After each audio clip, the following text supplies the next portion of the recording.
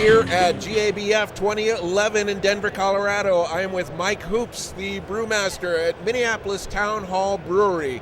Probably my favorite brew pub in the Twin Cities. I live close enough to walk to it, so I'm in there with some frequency. So, Mike, tell me a little bit about what you all do at Town Hall. Well, thanks for having us. Thanks for coming out and meeting with us at the GABF. Town Hall, it's kind of a fun deal. Independent brew pub. We're 14, 15 years old, and we've always kind of founded the brewery side of Town Hall in kind of an interesting fashion. Let's be as creative as we can. Let's make the things, let's push the limits on some flavors, and let's give our customers quality and make everything right. And they've responded. As long as we make solid beer for them, they drink it happily. We're very pleased. So you're one of those brew pubs where you've got your 6 or however many solid year-round beers, but then every time you go in there, there's something new and wild and wonderful on. So how many new releases do you do in a year and sort of average? Well, in the brewery, we've got 4 of us working in the brewery. Everybody's got different talents, and making the same products day after day after day, it can get monotonous after a period of time. So to keep ourselves entertained, we're making different seasonals, creative stuff as often as we can.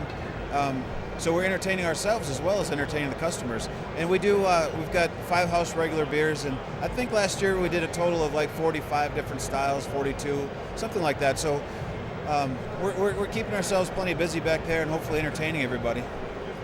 So working on my book, the Upper Midwest Beer Guide, one of the things that I've really particularly been having a problem with is keeping an updated brewery list, because there are just so many breweries opening up, and in the 4 states I'm covering, Minnesota is one of the worst, as far as that goes. Worst or best, however you want to look at it. So there are just breweries popping up faster than anybody can keep track of. So what do you see happening in the Upper Midwest in terms of the beer scene? We've been very blessed in the state of Minnesota with beer consumers as of late, certainly in the last 2-3 years. They've been really, really interested in trying more flavorful beers. And with that comes a lot of outside beers from all over the country, which we're very lucky to be able to have. But now we're seeing an insurgence of breweries popping up. Everybody wants to open a brewery up. And I think it's great because in theory, we're going to get all these quality craft beers made that are going to be more diverse than they ever were before. And we're going to keep Minnesota growing, maybe put it on the map as a solid beer producing state, as opposed to you have to go to Oregon or you have to go to Colorado. We make some great beer in Minnesota, and I'm looking forward to seeing that grow.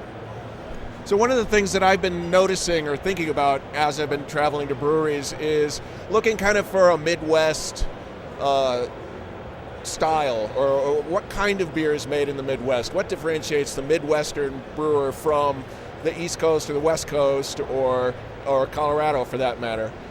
Do you see any kind of Midwestern trends? Yeah, well, typically the West Coast was known for hops, the East Coast was known for malt, and in the middle of the U.S. it was a void. Well, fortunately things have changed quite a lot, and maybe we're a little bit more malt-centric as well, but we know what hops are in the state of Minnesota. You look at the success of breweries like Surly, and they're all about hops. You look at Fitker's in Duluth, claiming their North Shore style pale ales that are all about hops. And quite honestly, we like hops at Town Hall as well. We do single hop beers constantly. Our best selling beer is our India Pale Ale. So people like hops as well. If I had to pinpoint it, the Midwest is about exploring flavors, hops, malt, but still keeping them balanced. So I'm drinking this beer called LSD.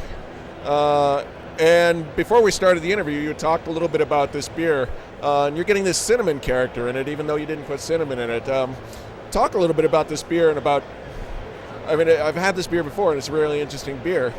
I guess, just talk a little bit about this beer. This beer was designed by one of the brewers. His name is Josh. 2-3 years ago. Very seldom, virtually never, when one of the guys comes to me and says, we need to make this seasonal, we typically would figure out how to make it. With this particular beer, I said, well, you're going to make a homebrew with that one first. So he did, and it's interesting that incorporating lavender, which is an interesting herb that offers great aroma and flavors that can be difficult to implement in a beer effectively, with various honeys and dates. This year we increased the amount of dates that we put in the beer quite a bit. We wanted some chewiness and the richness that the dates offered in the prior batch. And as time goes by, there's a little bit of a spicy character that's developing, similar to cinnamon, and we really believe that it's a commingling of the lavender with the increased dates that we used. We're pleased with it. It's a very fun herbal beer. It is a very fun beer. So if you're in the Twin Cities, definitely you want to stop by Town Hall, Minneapolis Town Hall Brewery. It's a great place. Food is good. Beer is always good. So, Mike, thanks for spending some time, and enjoy the rest of the fest. Fantastic. Thanks for having us.